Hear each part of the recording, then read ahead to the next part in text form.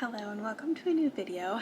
Today, before we look forward to the new year, I do want to talk about some of my favorite books of 2024.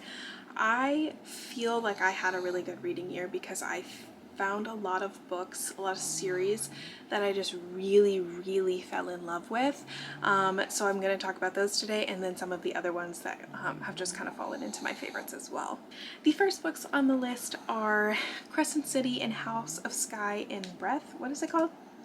Yeah, House of Sky and Breath. I swear it's my favorite. I just read it back in January. I mean, they're Sarah J. Maas. Of course I'm gonna love them. I have yet to read the third one because I am really good at procrastinating. But I did really enjoy these books. They are very long, but I had fun with the characters, getting to know this new world that in some ways has its similarities to ACOTAR or to Throne and Glass, but in a lot of ways is so different. I really liked the urban fantasy aspect of this, because sometimes when you're reading a high fantasy like Throne of Glass or ACOTAR, it can be hard to get into because you're learning so much about this world and you have no like anchor to reality. But in something like Crescent City, a lot of it's kind of the same as the regular world. They just happen to be fae or vampires or whatever. So I really enjoyed these books. I will say the end of the second one got a little crazy, and I don't know how much of that was in a good way or a bad way. It definitely got crazy at the end there, but I will read the third one in 2025. Will she release anything in 2025? Probably not. Good to work, Sarah. Anyway, another series on this list, I read The Book of Life and Time's Convert by Deborah Harkness, finishing out at the time what was published in the A Discovery of Witches series. I've talked about A Discovery of Witches so much. I love this series. It's so good. I love all the characters. I love the way they interconnect, and I loved specifically in Time's Convert getting to jump to somebody else. We just spent 3 books like very specifically in Matthew and Diana's life and how everything revolved around them, and getting to jump and see something else was so interesting, and I loved it so much. I love him so much. It was such a good book, and I'm very interested in picking up the sequel. That is a 2025 goal of mine, and what I think will be very interesting is I think if we're going to start kind of pulling from a lot more characters, and I'm really looking forward to it. I think this world is so well built and so entertaining, and I just absolutely adore it. Next, a contemporary romance. I read When in Rome by Sarah Adams, and I feel like I always say oh, I don't like celebrity romances, but then I actually look at the books I've read, and every celebrity romance I think I've read I adore. This is a celebrity romance, but it's kind of a twist. So she is this big pop star, and she freaks out and runs away, and her car breaks down in this small town, Rome, Kentucky, and she kind of just takes that chance, that opportunity to start over and to take a break. And Sarah Adams' female characters are so complex and beautiful and well written and amazing and well rounded, and their counterpart complements them so well. I adore them so much. I love this book, and I love the sequel even more. Let's just talk about it. Later in the year, I read Practice Makes Perfect. Actually, I think I read these back to back. I don't know. But Practice Makes Perfect follows the guy from When in Rome, his sister, and the pop star's bodyguard. But the sister, Annie, it's funny because she's the youngest sister. I'm an oldest child, so it's kind of weird because I feel like usually that psychology is different. But at the same time, I don't know how Sarah Adams did it, but I swear she copied my brain waves and put them into this book, into this character. I loved her. She's, the Meg March of the story in a lot of ways too. And even if I'm an Amy March girl always, I'm an Amy girl and a Meg girl. And she wants what she wants, and she wants to be seen for more than what she is. And it's just so beautiful, and I love it so much, and I think everybody should read it, and I think everybody should love it. Next, I did read Beach Read by Emily Henry, which was one of my favorites. It still is.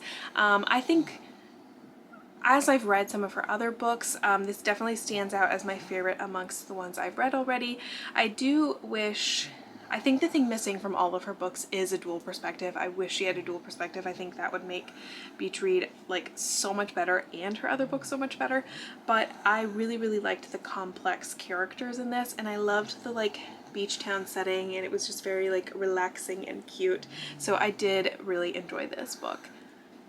I'm putting this one on the list because it is one of my favorite contemporary books of the year, one of my favorite books of the year, but I am going to caveat that with, I'm talking about Ranger by Rebecca Sharp, Dr. Rebecca Sharp, and I've talked about that a lot on my channel over the year, but I recently saw some stuff online about how this was a potentially like plagiarized book or like series, or the author plagiarizes a lot of things, and it's hard to like confirm that as absolute truth, but just kind of know that. I don't know if I would really recommend it anymore given that information. I can just say that I really, really enjoyed it when I was reading it. I have never heard of the author that posted all of this, and I've never read any of her books, but I definitely would be interested to read some of hers and see what the similarities and differences are. It's a really tough situation, and it's unfortunate because genuinely one of my favorite series of the year, especially this book because it's so Spencer Reid coded, but you know, it is what it is. That's you know, kind of stuff I found out online, so it is unfortunate. Again, I can't really 100% confirm or, you know, deny it, because I don't know the truth completely, but it's out there. Next, I have Baby Moon or Bust by Ava Reid, because this would not be a list by me if there was not a surprise pregnancy trope somewhere in my favorites list. And I really, really liked this one. And a lot of contemporary romances, you know, I'll read them, I'll like them, and then I'll forget about them.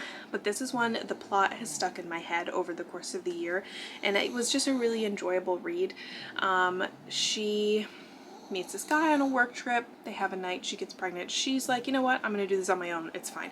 She's like a celebrity, like interior designer, house hunter person, I don't know. I think she even has like a show on TV, or she was on a show because she was doing some celebrity's house that had a show, I don't remember that part. But the guy lives in Alaska. He was on a work trip, or he was on a trip for something, but he's watching TV. He sees her, realizes he recognizes her, realizes she's pregnant, and decides he's gonna go see her and talk to her about it. And he actually meets her best friend, cousin, sister, or someone, and she's like, well, actually, she's about to go on her baby moon. How about you just show up there, go with her, which is obviously an insane idea, but that's exactly what happens. And them just getting to know each other and develop the relationship and the ways that they support each other, I just really, really enjoyed, and definitely I want to read more of Ava Reid in the future. Next, I read A Lady's Guide to Mischief and Mayhem by Amanda Collins, one of my favorite historical romances of the year, and I think maybe the only one that made my favorites list. I love Amanda Collins. She's just an incredible writer. I love her blue stocking heroines. I love the chemistry she writes with her characters. It was just really, really enjoyable, and definitely will be reading the rest of this series in the new year. Actually, another contemporary romance, I read Out on a Limb by Hannah Bonham Young. Really, really enjoyed this one. Actually, this is another surprise pregnancy trope. Didn't realize two had made it onto the list, but I loved this one. These are two friends that meet at a Halloween party, and they end up pregnant. He is I believe he had cancer, and so he has a below the knee amputation, and then she was born with a limb difference in her hand, and so they kind of have a little bit of a connection over that, like those experiences that are similar in ways, and they have to then learn to cope with like the idea of becoming new parents and all of that. And it was a really, really sweet, very emotional story, and I think it was just one of the most strongly written contemporary romances that I read this year. One that really surprised me is Lessons in Chemistry by Bonnie Garmis. I really enjoyed this book in a way that I'm going to be honest, I did not expect to enjoy this book. I obviously loved it, but I just was surprised by how much I loved it. Like, I went in thinking, it's a regular fiction book, I'm probably not gonna understand anything, it's probably gonna be too hard to read, it's gonna be boring and like slow, and you know, I might just DNF it. But I read it in less than 24 hours. Like, it was just, one, the writing was very easy to read, very flowing, and the characters were just so compelling and so interesting, and I just really, really, really enjoyed it. And I still need to watch this TV show. I haven't watched it yet, but I definitely will keep an eye on if she writes anything in the future, because this was such an emotional, moving story while still being easy to read and like accessible, which I find most literary fiction is not. I'm sorry, I use all my brain cells at work. I do not have that many leftover brain cells for reading. So I like an easy read, a lighthearted read. This is not lighthearted, but very, very well written and something I really enjoyed. Next, I'm going to talk about two series that were some of my favorites of the year. They were just insanely incredible. That is Carry On by Rainbow Wow, which includes Carry On, Wayward Son, and Any Way the Wind Blows.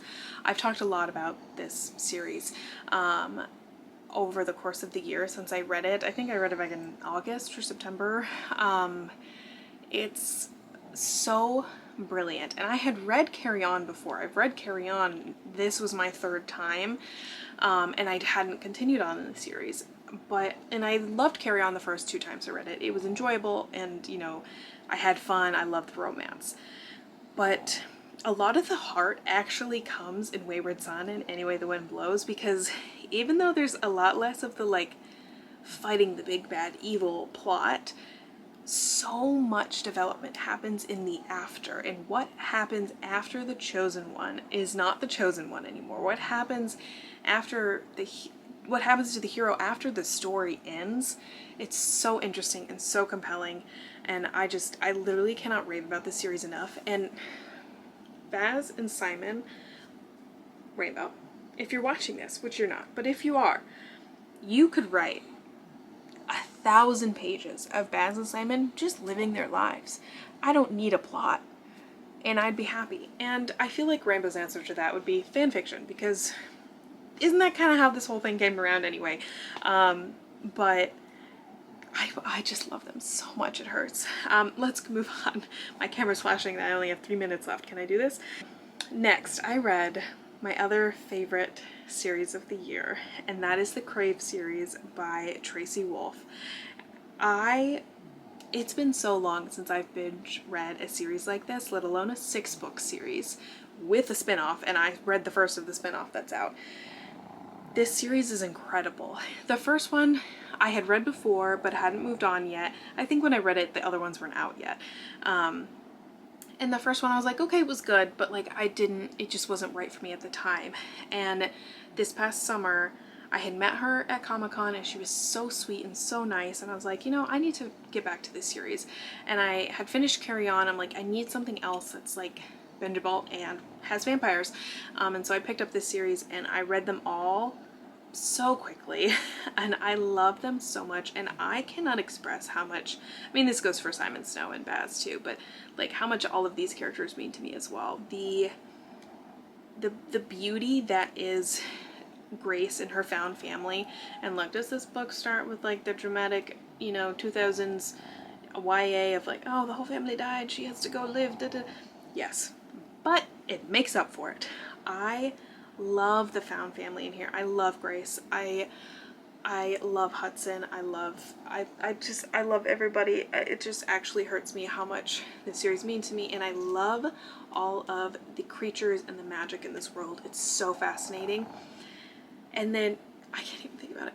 And Charm and like the last book, everything that happens in those, like in this set aside time, I could scream. Please, if you haven't read these, go read these. They're so good. Next, my only nonfiction book on the list, that is and the only nonfiction book I read in 2024, is You Will Get Through This Night by Daniel Hell. I've talked about it already. Dan and Phil mean a lot to me. I've been watching them for 10 years. I saw their live show this year.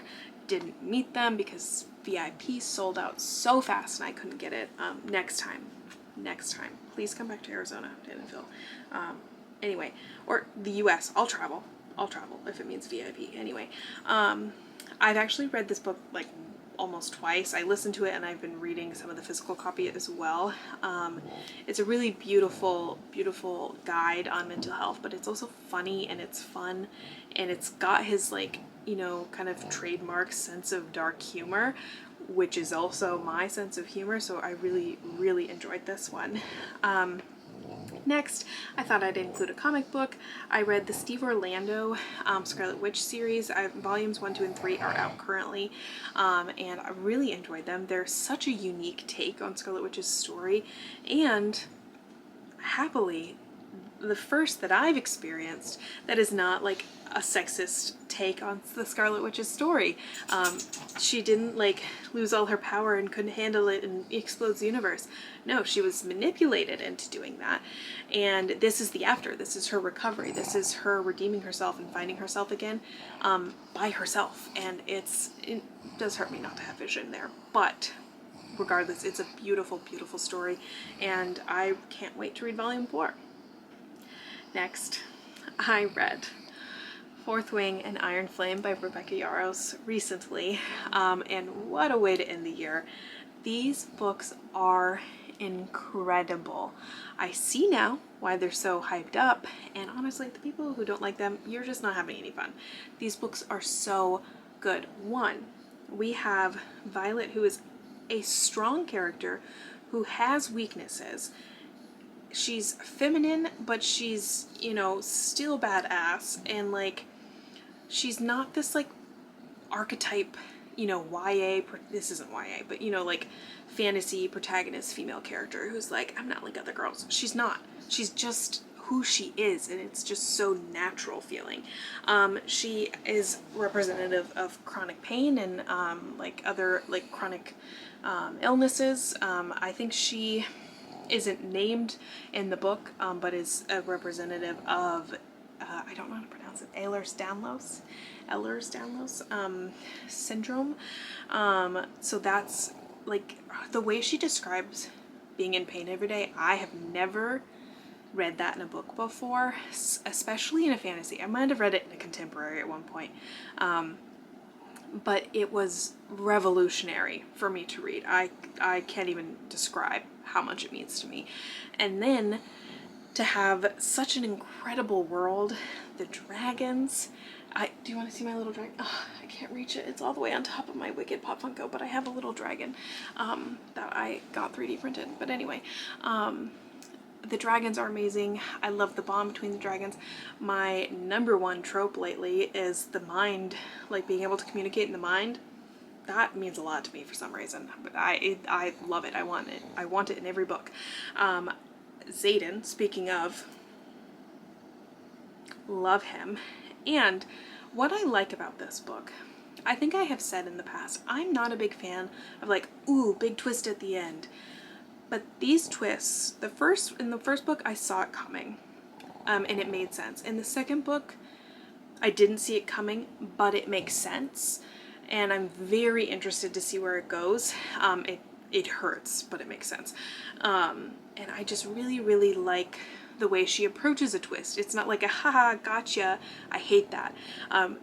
I don't want to like put down other series, but that's what I struggled with in the Red Queen series a lot. It was a lot of like, haha gotcha, here's the twist.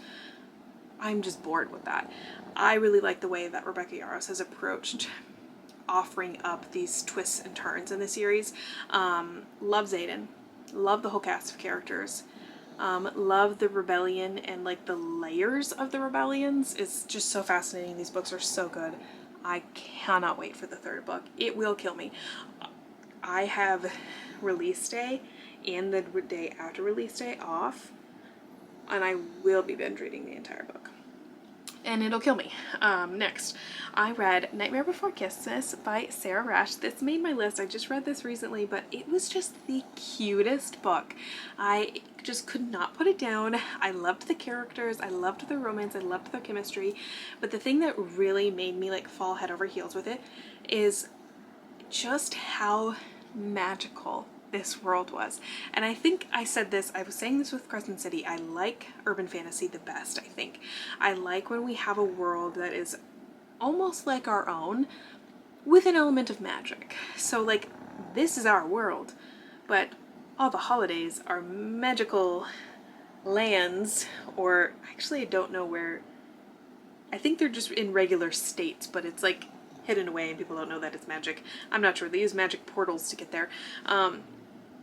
But I just love the idea that every holiday has like a magical land and they have to like gather joy to put out their holiday and all that. It's just so amazing. I wish I could live in Christmas land, but I also am very intrigued by Halloween land, as long as there's not too many jump scares. And like the fact that like he kind of, they covered Halloween and Dia de los Muertos and like just all of that like fall goodness, loved it. It was just so magical and so amazing, and I cannot wait to read the sequel. I am interested to see what happens, because the couple that I was expecting is not who the second one's about, so we'll see. And then lastly is actually a book that I finished literally 2 days ago.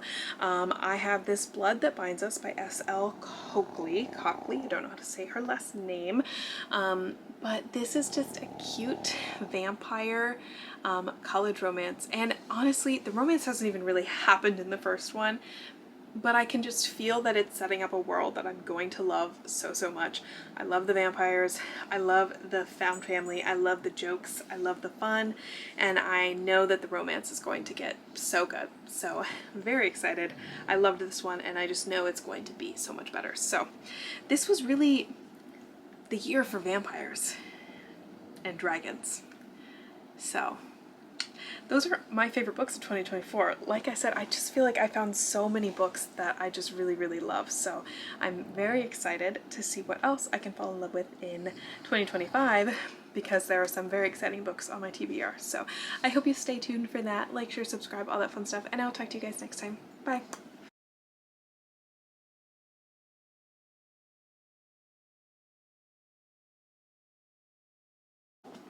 Oh, why is it recording?